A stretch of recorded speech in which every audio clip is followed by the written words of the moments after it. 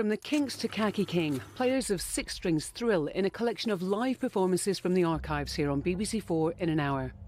Great Guitar Riffs at the BBC follows a celebration of the backing band that became stars. With some strong language, The Shadows at 60.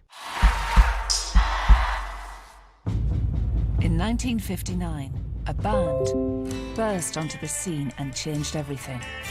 Nearing their 80th birthdays, founder members Hank Marvin and Bruce Welsh were once part of the coolest group on the planet.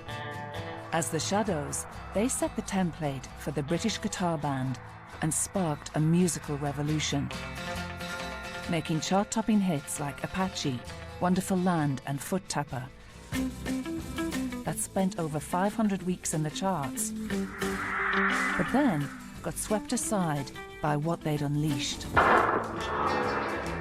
60 years after their groundbreaking single Apache, everyone say Apache. Yeah! Apache.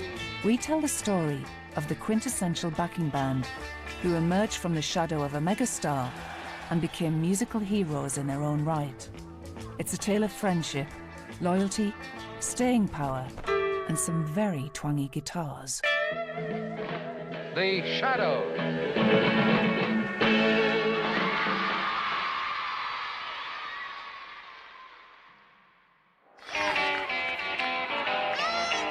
March 1959.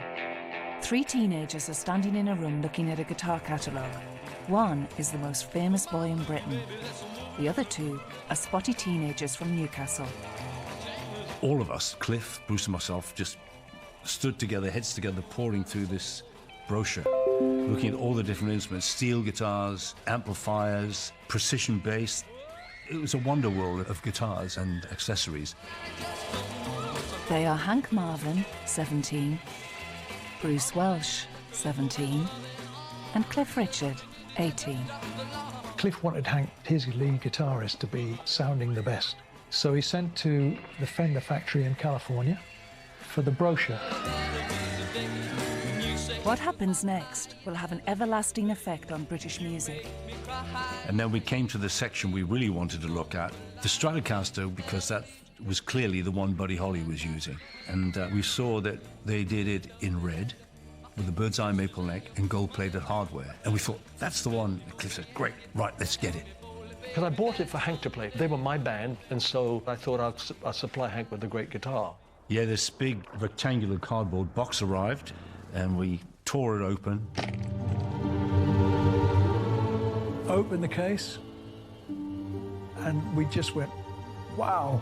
The interior was orangey red crushed velvet, and there was this beautiful thing from the future lying there. It's believed to be the first Fender Stratocaster in Britain. And as the proud owner, Hank Marvin's experimentations would have an extraordinary impact on musicians and musical composition for generations to come. It's like the guitar finally found its voice and found its way to the centre of the stage, and that's all the kids wanted to see. It was like a kind of rebellion. It's hard to imagine now, because you see Hank Marvin, Bruce Welsh, very genial guys, and they became part of the fabric of music in Britain. But in those days, it was the edge. That first Strat out of the box, it looked very similar to this. What was really interesting for me was that it had this, what they call a tremolo arm, which is actually a vibrato bar. Because of this whammy bar, it enabled me to add a vibrato. The other thing was I could do ridiculous things like, which was the introduction to Man of Mystery. There were simple melodies, beautifully played, that everyone could learn. And a generation of young boys, and I'm sure there were some girls as well, staring at the stage with wide eyes, listening and trying to work out what it was he was doing and how he was doing it. Just 3 years earlier, Hank and Bruce were 14 years old and at the same school in Newcastle. They hadn't met yet, but both were searching for musical inspiration. Our mums and dads would have gone to ballrooms. And, you know, the big orchestra would be playing and the crooner would be singing. And then rock and roll came.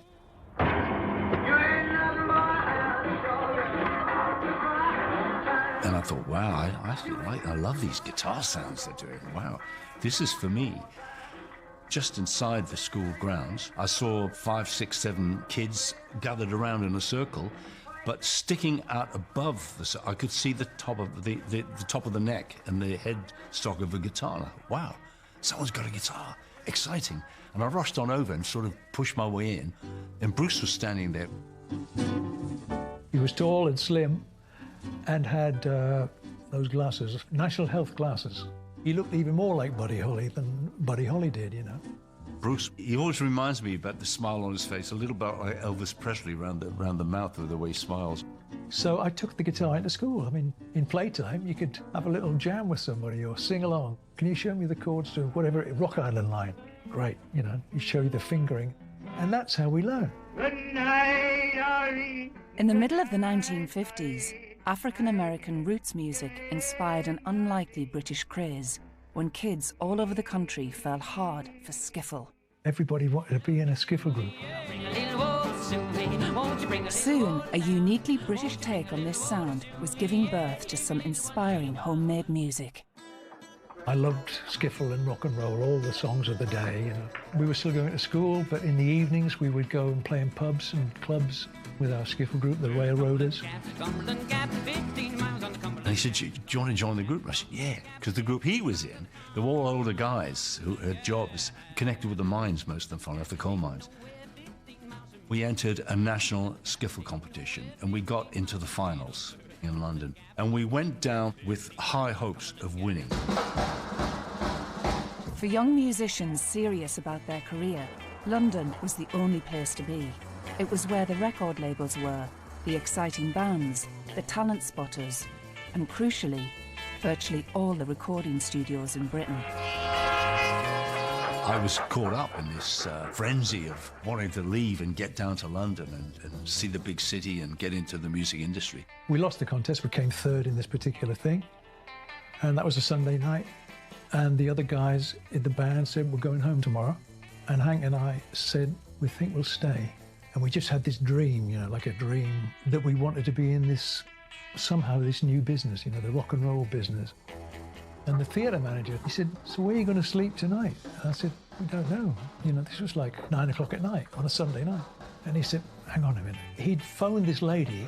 He said, Mrs. Bowman, I've got 2 Geordie boys here who've got nowhere to sleep tonight, nowhere to go. And by a freak, she was a Geordie. And she said, they can come and stay with me. We went there and she made us sandwiches, a cup of tea, put us up in the front room, and put you up bed down.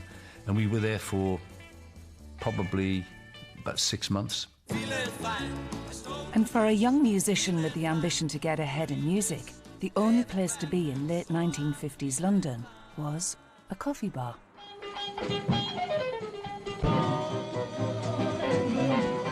We went to this place called the Two Eyes Coffee Bar in Soho, and Tommy Steele had been discovered there. I take everyone into the loo, you know. A fan made this for me. This is original plaster work from the Two Eyes Coffee Bar, the cellar.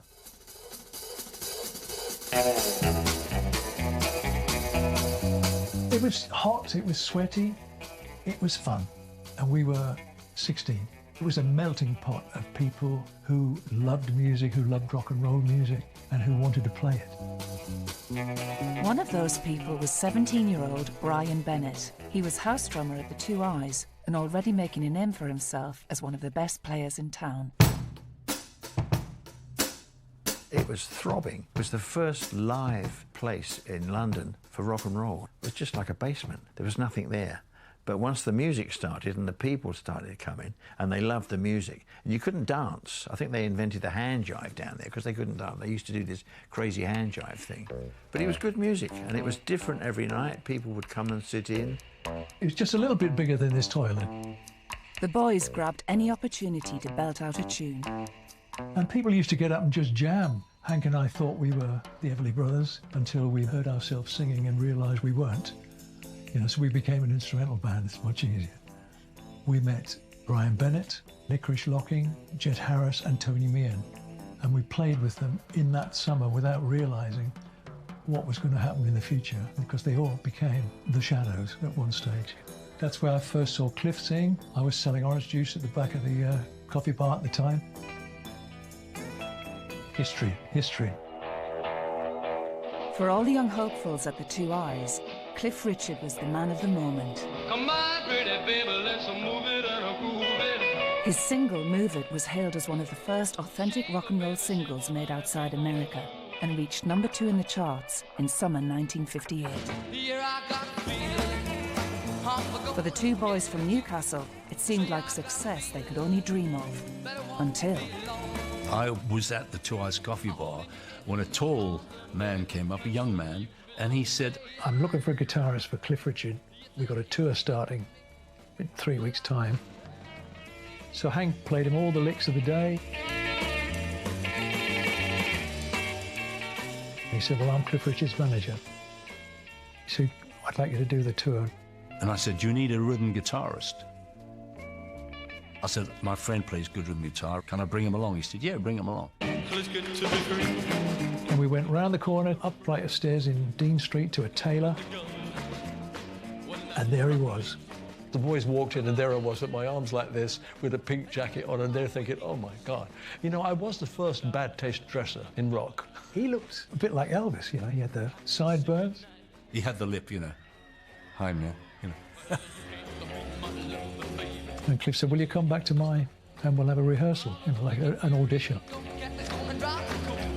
When they came to the council house, my mum and dad were there and my sisters would have been around somewhere. We put our little lamps down and got the guitars out. We did a whole lot of shaking. And we, in my living room, played together. Bruce started playing the rhythm and Hank played the lead. I was singing. And I just thought they were fantastic. And we loved it. We got on well together. In October 1958, the boys joined existing band members Ian Samwell and Terry Smart and hit the road as what was then called Cliff Richard and the Drifters. He was 17, we were 16. Young people around Britain were getting to see this new music performed live by new British music stars who were just like them.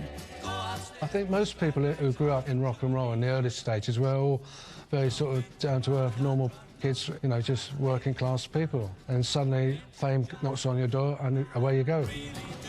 I think it was 21 nights or something like that. Of course, it was exciting for us, you know. We hadn't been to Manchester and Liverpool and Stoke and, you know, Bournemouth and all these places. It was so exciting for me to hear my first, what I would call proper rock and roll. They were well dressed, they were natty, you know. Cliff had his pink jacket. We'd only ever seen Elvis in colour, hadn't we?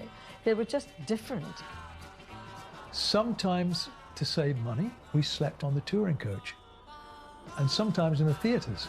I can remember sleeping at Sheffield City Hall because it was warm, it was quite plush backstage. And we went to Newcastle City Hall, which was the big date in Newcastle. And we were back. My parents were very happy to see me and that I was working. Our mates from the band were in the audience, the ones that had come home, and all our school friends were in the audience. I know Bruce and I were really quite chuffed to be able to get on that venue that we've been to ourselves to see other people. And it's got a great atmosphere, and we had a great time just thinking, hey, we've... well, we might not have made it forever, but for now we've made it. Rock and roll. It's a long way from Newcastle, although there is a Newcastle in New South Wales.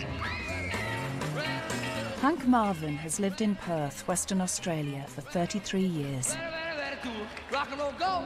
When I was growing up in Newcastle, I never dreamt that that I would end up living in another country. Hasn't quite got the elegance or the gentility of Newcastle in the northeast, nor the accent. Some people say you have to have a sense of humour to live there, but it's beside the point. How are you, man? Thank you for the music. Hello, how are you? Protesters. Why you paid a 57 Fiesta Red Strat, right? Why what? Why you played Fiesta Red 57 Strat? It's actually, it was a 59. Was it 59? Oh, yeah. I thought it was 57. No, 59, that one, yeah. You still got it? It's in the hands of Bruce at the moment. It actually belongs to Cliff. Everyone say Apache. Yeah! Apache! What's that, Bruce? This is a guitar. This is the Stratocaster, the Fender Strat. the famous Fender Strat, the first Stratocaster in the UK. Cliff bought this for Hank to play in 1959. So it's the first one in the country. And Hank played lots of the hits on it. And Cliff paid about 140 guineas for it, 150 quid, thereabouts. And it's worth more than that now. And he'd like it back. How have you got it? I stole it. The band returned to London at the end of the UK tour in November 1958 and continued to back Cliff. However, the original band members soon decided to move on, and Hank and Bruce drew upon their contacts from the Two Eyes coffee bar. They signed up babyface drummer Tony Meehan and ace bassist Jet Harris. Crawling round the darkness of a seething vital dungeon. The band were occasionally being booked for gigs on their own, which weren't quite as frenzied as the shows they'd played with Cliff. Cringing at the crew. Here, the Drifters are supporting a beat poet. He rolls to the end. Meanwhile, Cliff's management had selected his next song to be Living Doll, but they wanted it to be released as an orchestral number. Bruce had other ideas. We said, you can't release Living Doll like that, Cliff. It's, you know, can't do that. It was it was like a big band. Awful. We sat round and I got my acoustic guitar and I said, why don't we do it like this, you know, just go, got myself, you know, acoustic guitar, like a country song. I got to do my best to please her just 'cause she's a living doll. And went to #1, Cliff's first million seller. Cliff's record without the Shadows would have been very different records, and the sound of the boys playing behind him, it needed what they gave it. I got an open eye, and that is why she satisfies. Cliff convinced management to give his talented backing band their own contract to record their own music. They were part of my success, and I just thought that they're too good not to try something else. I mean, I did want them to be a success. Now I'd like to introduce my group, the Drifters, for their very, very first recording. Feeling Fine. Hank and Bruce stepped out from Cliff's shadow for the first time in this rare, recently discovered footage from 1959. Feeling fine, I stole a kiss. Feeling fine, a pretty miss. Gave it back, and so I'm feeling fine. But the Drifters' first efforts to launch their own single as a band hit the buffers almost immediately, when a strongly worded letter arrived from lawyers in America. We tried to release a record in America as the Drifters. We didn't really know, but there was a huge vocal group, the Drifters, I think were #1 in America at the time. And we were releasing this little English record, you know. And they said, you can't use the Drifters name, you know. We are the Drifters. So we had to come up with a name change. Hank and Jet went off on their scooters, just thinking of names. You know, the 4 Jets, the this, the that. And Jet said, we're always in the shadows behind Cliff with the spotlight. And that's a great name. Their first release as The Shadows was Saturday Dance. It was also the first outing for Hank's red Stratocaster, but the record-buying public showed little interest in Cliff's backing band's attempts to make their own music. We'd had about 3 flops as the band, without Cliff. The band were in urgent need of a hit. That's the Apache Gold record. You sell 1 million records, you get a gold record. It's not real gold, otherwise I would have melted it down by now. 60 years ago, Hank Marvin, Bruce Welsh, Jet Harris and Tony Meehan walked into Studio 2 at Abbey Road to record the song that would make them famous. Bruce is on his way back there. Abbey Road, another place like home. Spent so long there, so often there. Became part of the furniture. The inspiration for the song came in the form of an unassuming singer-songwriter called Jerry Lorden, who happened to be on tour at the same time as the Shadows. He said, look, are you guys going to do any more recordings on your own as the Shadows? And we said, yes.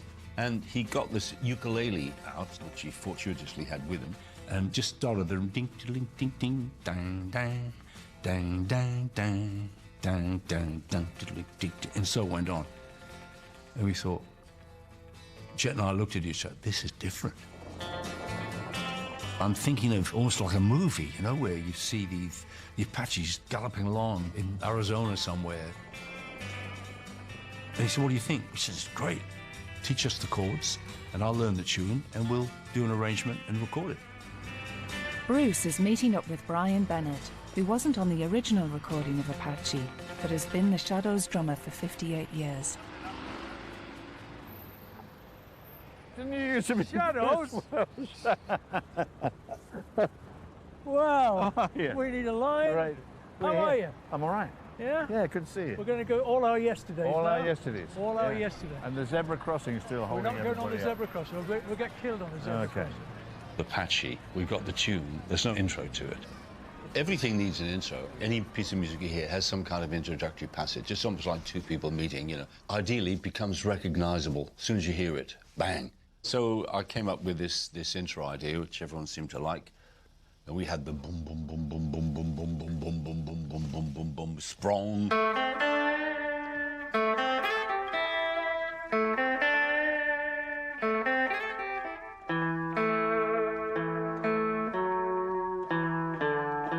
And that's basically into the tune there. Oh, over here. I'm over time here. travelling, look at that. This is where we used to put all our stuff. Remember overnight? There used to be a cupboard under the stairs where all the percussion used to be. Was it this one? This used to be full of percussion. Oh, was it that one? This one. Oh, yeah. The little one. It's full of other junk now. This is very rare. This thing here is very rare. It's probably locked. Oh, no, it's not locked. That's Celeste. Oh.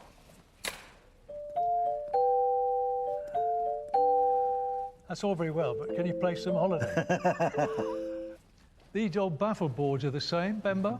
Hey? All the screens are the same. They're the same. They're exactly the same. Yeah. Nothing's changed. Well, all we need is Hank and Cliff and a few others. Brilliant. Oh, look, it's an acoustic guitar. I felt thrilled that they were going to do it. Finally do something that was good. And having heard them rehearse and everything, it sounded to me like a hit. Cliff came along, played on the Chinese drum at the beginning of it as well. And they said, why don't you play? So I did that.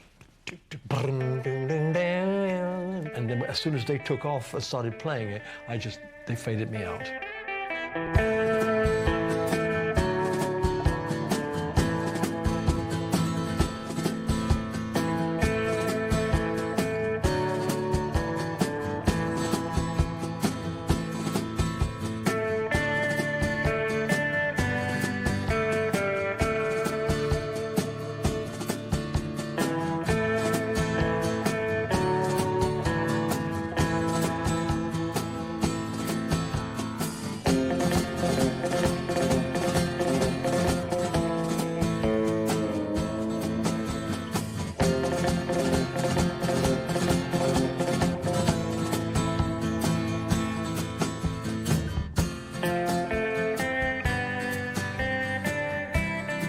Following the recording session at Abbey Road, hopes were high for a big hit. But there was one thing standing in their way. Apache came out 3 weeks after my record. Please don't tease.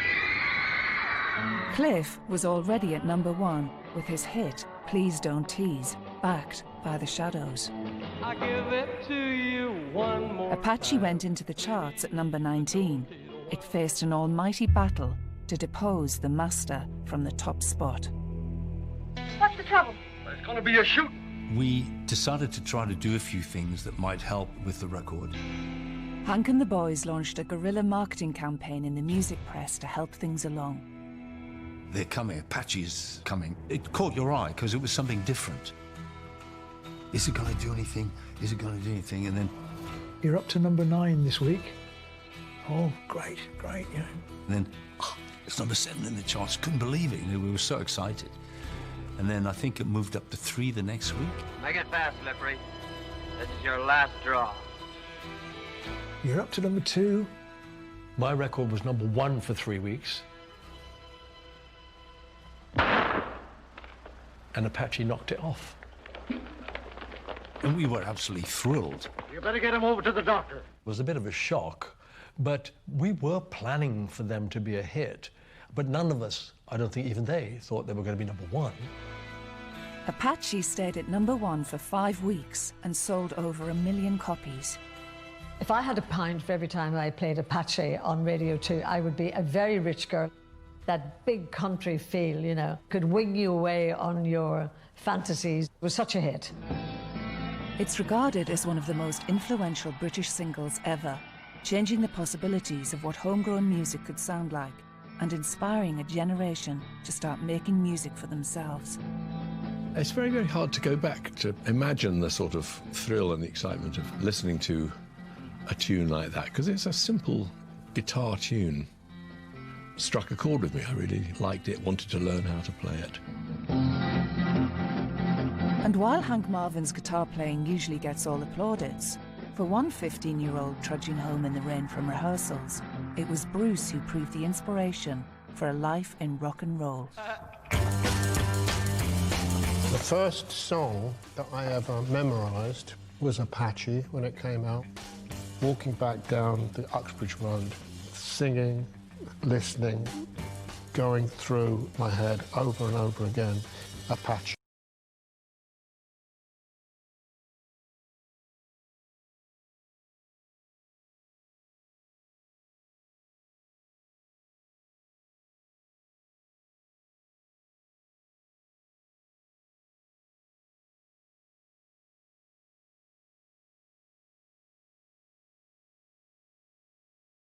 So pivotal. It was as pivotal as my first orgasm, as pivotal as first getting stoned on marijuana, far, far better than my first drink. It's like it was more pivotal for me than Elvis Presley. The thing about Apache is it was us.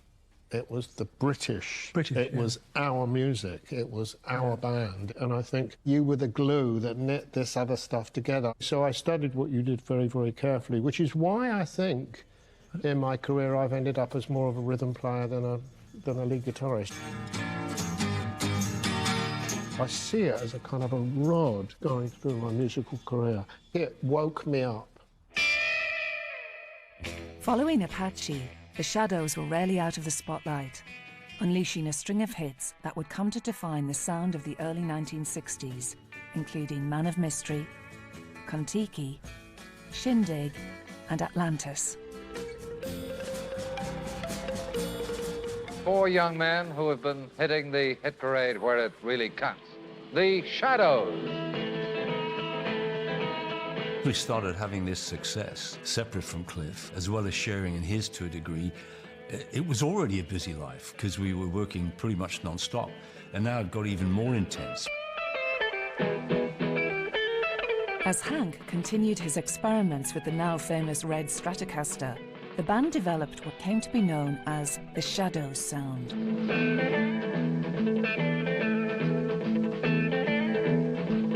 I wanted us to be recognizable as something different, that we had a sound that was different.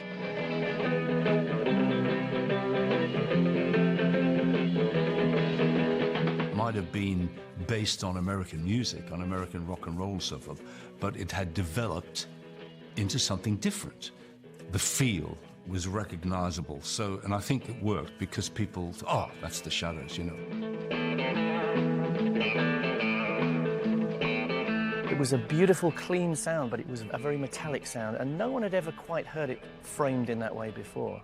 He doesn't just play notes. Every note has a beauty of its own. Every note starts in the right way, continues in the right way with a certain amount of vibrato from his whammy bar or whatever, and ends in the right way. It's treated in the right way. It has this beautiful panorama. You know, rock is about power and passion and emotion, but melody has to be there as well.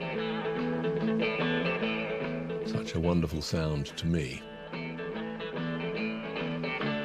And I'd have been looking at how Hank played, trying to watch his fingers, see how he did things, look at his gear, a Vox AC30 amp and a Stratocaster and some sort of delay unit.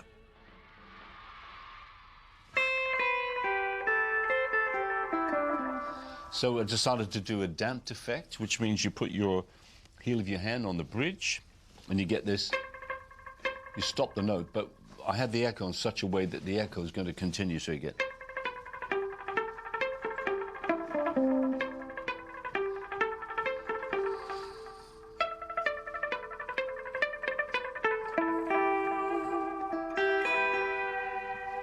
And that was part of that beautiful tune. And as distinctive as the Shadows' sound was the Shadows' look, turning their backs on the leather-jacketed 50s rock and roll style in favour of sharp suits and their very own dance moves. We'd also been on TV in 1958 with an act called the Dallas Boys, and they were sort of copying the American black groups like the Temptations and all that sort of thing, you know. And that looked great as well. They did steps, so we said, let's do some steps like that. It became known as the Shadows Walk. You know, the little kicks, and we did all that, you know. It was just to make it, you know, and then we'd swing round on FBI, back round and all that stuff. But that's where it came from, to make the instrumentals more interesting for the audience. With the look and the sound in place, the Shadows took their music to the world. This is Hank Marvin's home movie footage from an early tour to Southern Africa. We had our own career as well as working with Cliff. So it was a series of tours both in the UK and internationally, of TV shows, more hit records. It's just moving along, and then we got this guy in the group who's basically causing a lot of problems. Tony, great drummer, Tony Meehan. But he missed 2 or 3 shows. He wouldn't get out of bed to come home from South Africa, so he left his ticket on the bed. The feeling in those days was you can't mess people around, producers and TV producers. They're going to put you to one side. So we thought, no, we've got to keep this going. Things came to a head in October 1961 in the middle of a UK tour when Tony turned up halfway through a show. I went apeshit, you know. Really had a go at him. Hank had a bit of a go. And we had a row, big row in the dressing room. And he said, get yourself another drummer.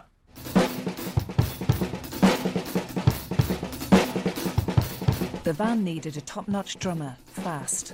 They raided the competition. Bruce and Hank were both a bit nervous because they were on stage the next night and they didn't have a drummer. And I said, Brian, what are you doing? He said, well, where are you working? He said, I'm just about to go in the pit with Tommy Steele. I'm going to play with Tommy Steele. He said, we want you to join the band. I said, I'm not sure. He said, what are you getting in this show? I said, I'm getting 25 quid a week. I said, double it and get on the train. Come and join the Shadows. The band he joined was reigning supreme, able to unite royalty, the clergy, their sometime frontman, and hundreds of East London teenagers at this gig in a youth club in Hackney. For one of the East End boys, this new addition to the Shadows lineup proved life-changing. He's a great drummer. He's influenced so many people, including me. But he's responsible for some of the things that I've ended up playing. There's no finer drummer. As well as being skilled musicians, working with Cliff gave the band a new sideline, backing the main man on a silver screen. It was expected to be a film premiere such as the West End had never seen before. But that turned out to be putting it mildly. He said, son, you are a bachelor boy. It was an eye-opener, really, and you become a movie star in the eyes of the public, because you're in a movie. It seems to put you into another plane altogether. Eyes left. There's a girl in every pore. The band appeared in 5 films alongside Cliff Richard, including The Young Ones, Summer Holiday, and Wonderful Life. More importantly for the Shadows, though, it meant the possibility of writing music for the movies.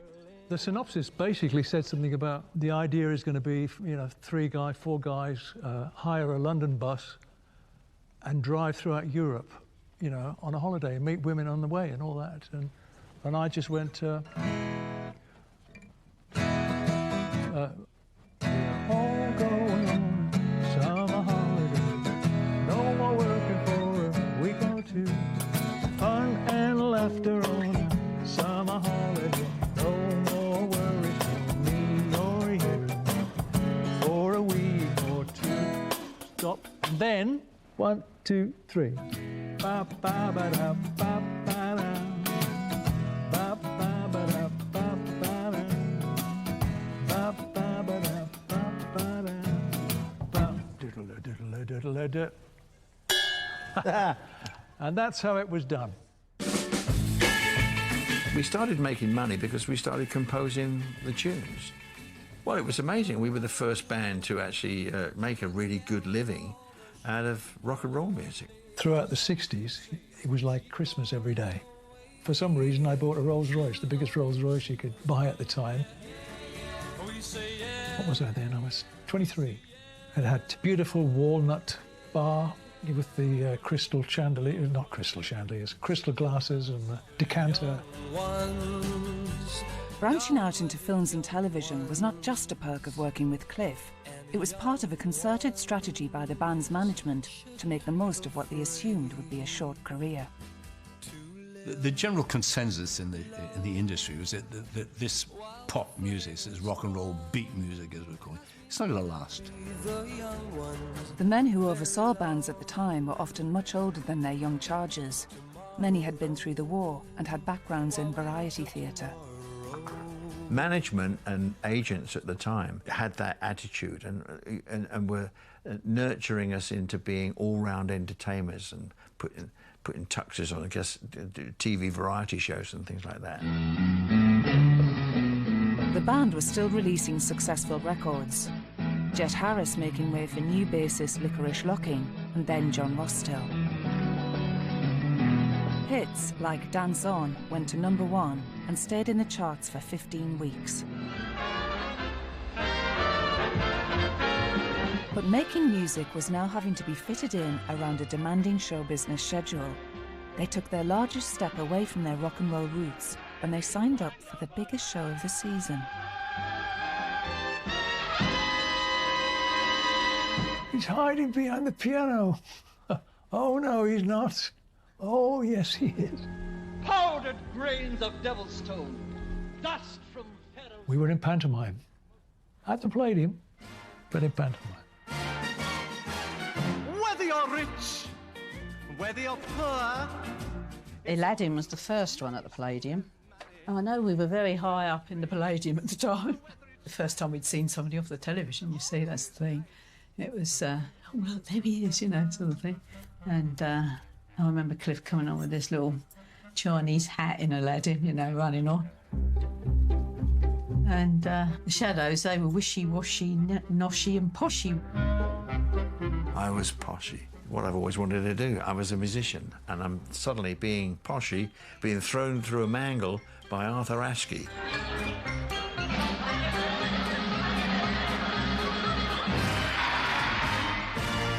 The lure for the Shadows was that they were also involved with writing the score.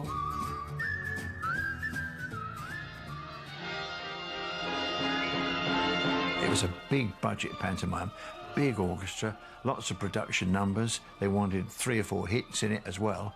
So that was like writing a musical. So that's exciting. Let's say we finished on April the 10th at the Palladium. On April the 11th, I was on the beach in Barbados. 16 weeks was like a life sentence, you know, and we did that twice. Whilst we were getting thrown through mangles, I would imagine the bands, the new bands like the Rolling Stones and the Beatles and that, would probably outplaying rock and roll. I don't think they'd be. Yeah, you can imagine Mick Jagger, you know, in a pantomime. It would never happen. I heard a record on the radio with a band I hadn't heard of before. The song was called Love Me Do, and I thought, I really like this record. It's different, it's got a bit of rawness about it. I believe that we played a part in the Beatles' career. Paul McCartney said, Cliff and the Shadows have it sewn up in Britain. And so they left and went to Hamburg. We drove them out. Now, that's probably the best thing that ever happened to them. Whatever happened in Hamburg came back, and they then blew us all off the stage. We got back to Liverpool and all the groups that were doing this sort of Shadows type of stuff. And we came back, leather jackets and jeans and funny hair. The Beatles released their first album, Please Please Me, in March 1963. That same month, the Shadows released one of their best-loved singles.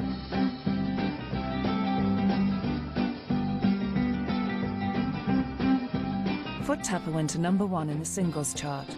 While the Shadows looked triumphant, it was to be a bittersweet victory. After Foot Tapper, they would never have another #1 single in the UK without Cliff. And I was in Abbey Road for some reason, and I bumped into George Harrison. And he said, "Oh, love that record, mate. That's a great record." He said, "You guys should stop doing instrumentals and just sing. It's great. That's the way you should go. You just got the top 5 hit. Go that direction." I thought, what does he know? We should have taken his advice. This is what happens, you know. Pop music is a rapidly changing thing. You know, things whip into fashion and out of fashion, here and gone in minutes. And they had a good run. And then I guess they couldn't really work out how to change with the times, what to do, how to move forward. That's life, I guess you'd say.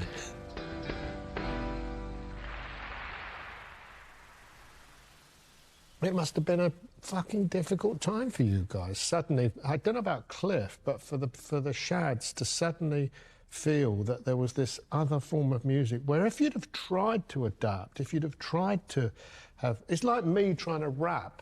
Yeah. You know, it's I can do it, but I shouldn't do it. You know, it's like, you know, the Shadows suddenly thinking, should we grow our hair long and wear beads? You know, should we do a Pink Floyd? Our music, we'd gone from what we thought was British rock and roll to 60s pop, you know, like Summer Holiday and all that.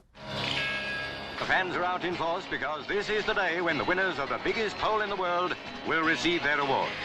The 1964 NME Poll Winners Awards is a snapshot of an extraordinary moment in time. Inside, the Shadows play Dance On.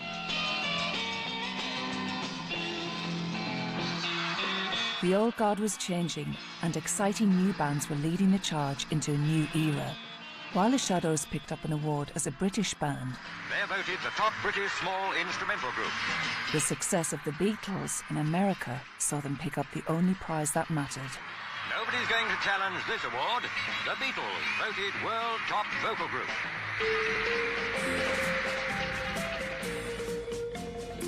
The Beatles, Jerry and the Pacemakers, Brian Poole and the Tremolos, Rolling Stones, the Shadows.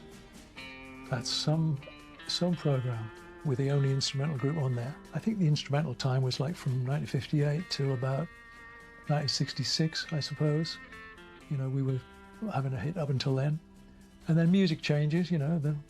But what doesn't change, of course, is all the vocal groups kept, you know, because people want to hear lyrics, you know, they want to sing along to lyrics. Times change, fashions change. The kind of music we would play would be considered old-fashioned. You know, they want the excitement, the heavier guitar sounds. We could never have been part of the American invasion, which happened in '64, because by then we looked like Frank, Dean Martin, you know, Sammy Davis. Again, we were all... You couldn't invade America looking like 4 guys in tuxedos, looking like they do in Las Vegas. Music has a time. I reckon it has a time. So by about 1966, we weren't having hit singles. We were having albums, hit albums, but not hit singles.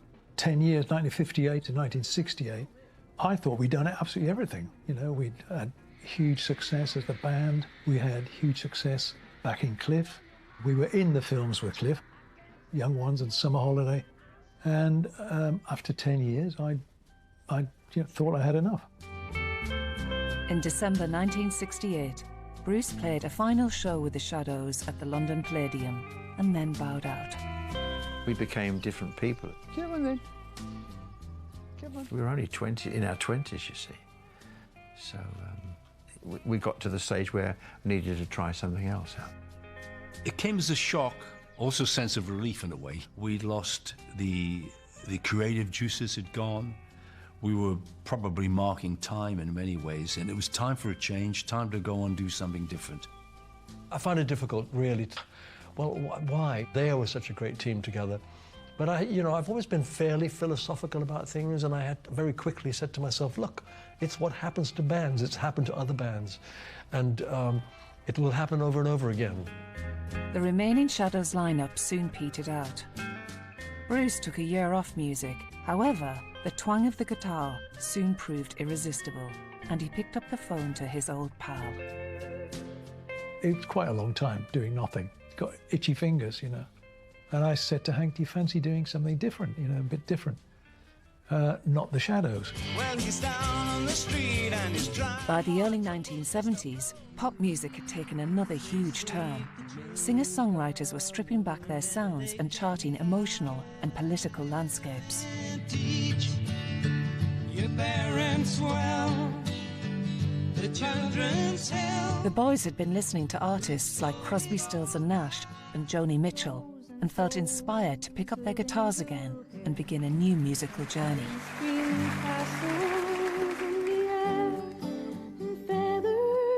Instead of looking at it as an instrumental course, let's make it a vocal course, and we can sing harmonies, singer-songwriter stuff.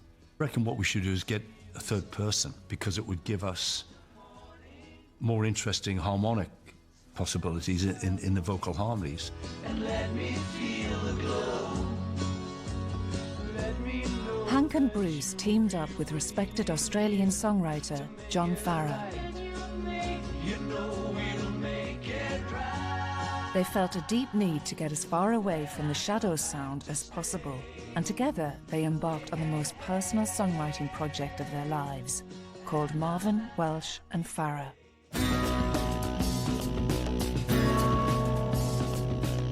Simplify, yeah, it's all about psychology and what goes through people's minds and what the world's doing to us. And I wanted to sing it in a much sort of harder voice than my normal voice to give it an edge, which I did. Simplify your head and damn the circus down. Let the world go round without you. Writing the songs pushed them well beyond their comfort zone of guitar instrumentals and echo boxes. For me, it was very exciting, challenging too. The idea of primarily singing as against playing and writing the songs.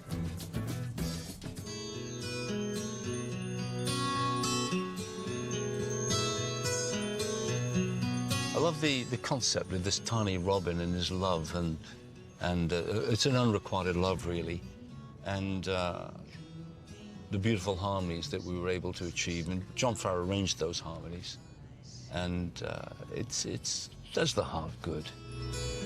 Hear her voice fill the air across the country. I love, I love, I love, I love all the way. John Farrar is now a Hollywood music producer. It really went well as far as the critics were concerned. The public weren't so thrilled. And we just had a problem, because every time we came on, working, you know, with 3 acoustic guitars, we'd get about 3 songs into the act and someone would yell out, "Play Apache." And we couldn't escape the Shadows. Couldn't escape. It wasn't an easy period, you know, coming up with something we thought had value, and it wasn't really cracking it. The band had to face the difficult truth that although critical acclaim was good for the ego, they just weren't selling the records. They wound up the Marvin Welsh and Farrar project in 1972. However, a year later, a chance meeting gave Hank reason to feel optimistic that his music might be on the verge of a renaissance. John Peel, the radio presenter, said to me in the 70s when we did his show, he said, look, he said, I used to love the Shadows. He said then as the 60s went through, he said it became uncool to say you like the Shadows. He said, so I never mentioned it. He said, but I have to tell you, he said, it's actually becoming cool again. This was probably about 73. He said, it's becoming cool again to say you like the Shadows. He said, you watch. This is a sight to stir British hearts. Bruce, Hank, Brian and John, the Shadows. Be confident, worried a little bit perhaps by Spain, Holland and Italy and even Luxembourg. Aware of their huge following in Europe, the head of light entertainment at the BBC, Bill Cotton, asked the Shadows to reform and represent the UK at the 1975 Eurovision Song Contest. Well, thank you very much indeed, and may I wish you all the very best of luck. Let me be the one who's loving you tonight. United Kingdom, 4 points. Oh, we got 4 points. That's good. Hello, Stockholm. 10 points. We're in the lead. 6 points to Italy. Ah, 12 points.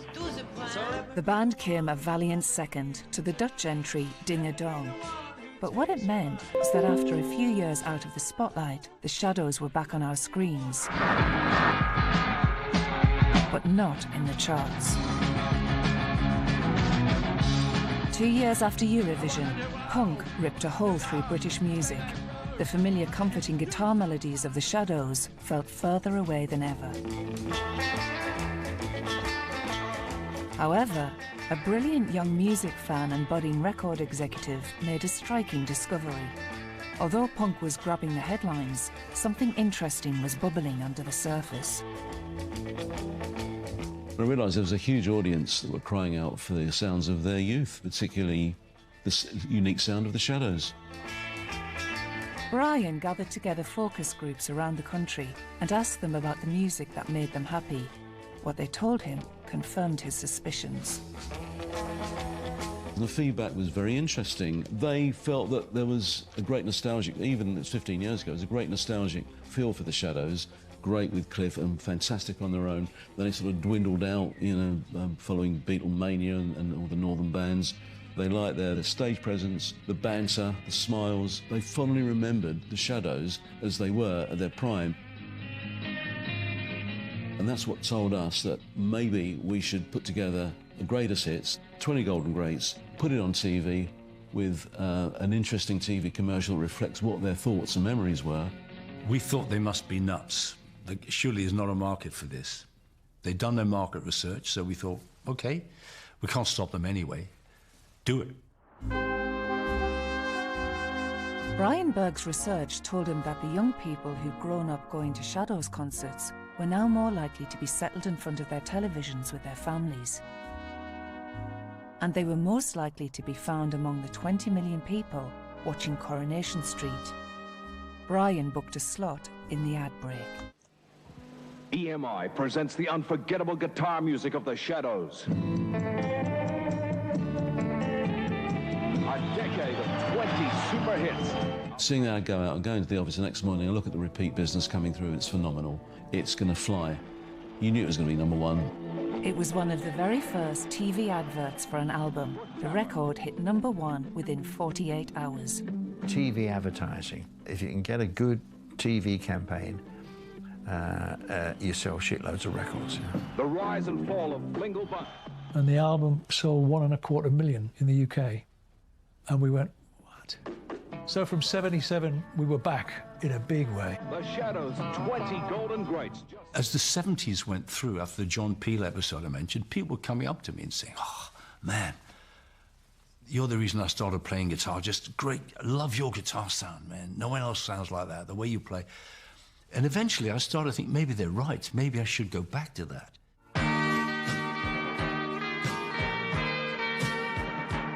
While the Shadows rode the wave of renewed success and started writing their own music again, they found that what the public really wanted was re-recordings of the popular hits of the day, but played with the Shadows' own inimitable sound.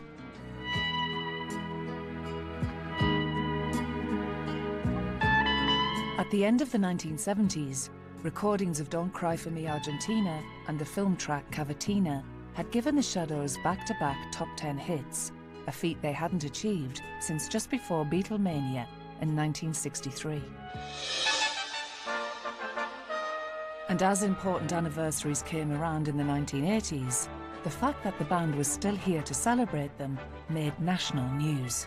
Those veterans of British pop, the Shadows, celebrate 3 decades in the charts this week. But this summer, they're back together for a series of concerts, and Mary Pett has been talking to the musicians who, together, virtually invented British music.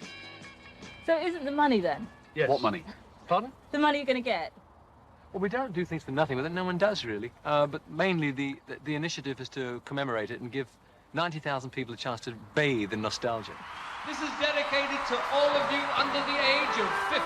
The chance to soak up the sounds of their youth once more inspired a generation to come together in stadiums around the country. A series of comeback concerts spanning the decade culminated in the event at Wembley in 1989. And there'd been a tube strike, so the people to get there had had terrible times getting to Wembley. But there they were. I've always been there when records were coming out and shows to be seen, and yeah, it's just been a thread through our life, I suppose, yeah. A very nice thread. Of course, from the Shadows' point of view, they hadn't played together for ages, and there they were, and of course the audience went crazy. My son took this, that's me on stage. This is June of 1989. We did 2 nights at Wembley. Cliff Richard and the Shadows, it was called The Event. You know, Hank and I came down to London when we were 16, as you know.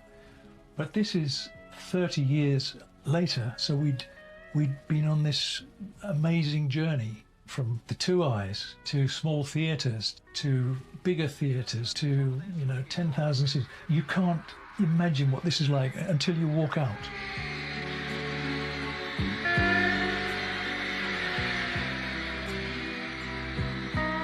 And when we did our part of the show, the light was just beginning to go. And I introduced the next tune, which was the theme from The Deer Hunter. I'm thinking, this is not going to work. They're here to rock. And there was a great response from the crowd, and we started to play. And it went so quiet. It's absolute silence, and just seeing people.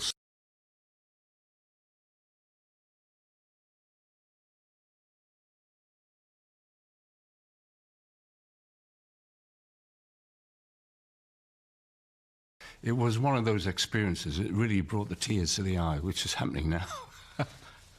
It's beautiful.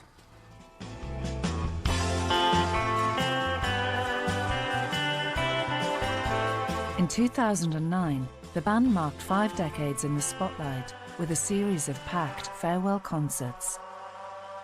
And then they stepped back into the shadows.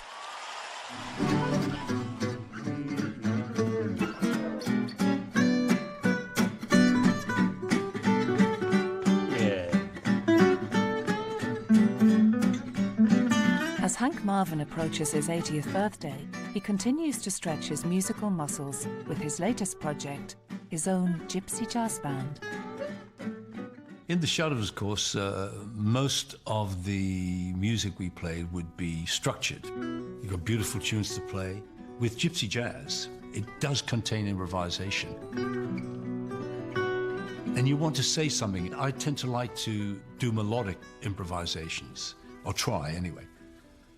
And so that's a big challenge, which I enjoy. Enormous challenge. I'm not saying I'm particularly good at it, but hey, we've got to start somewhere.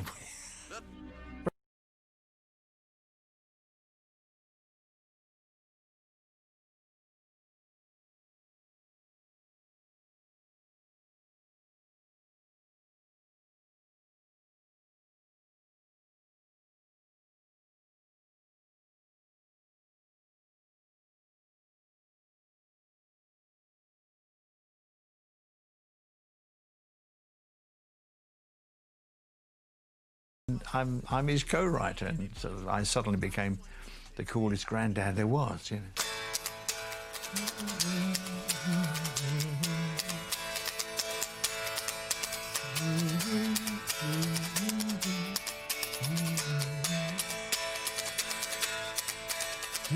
Bruce Welsh became a highly respected music producer and was behind 2 of Cliff Richard's biggest hits, Devil Woman and We Don't Talk Anymore.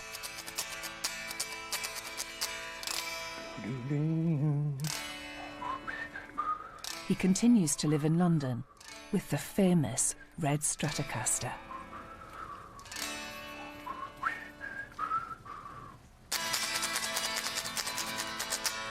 Thank you very much. Thank you. Thank you.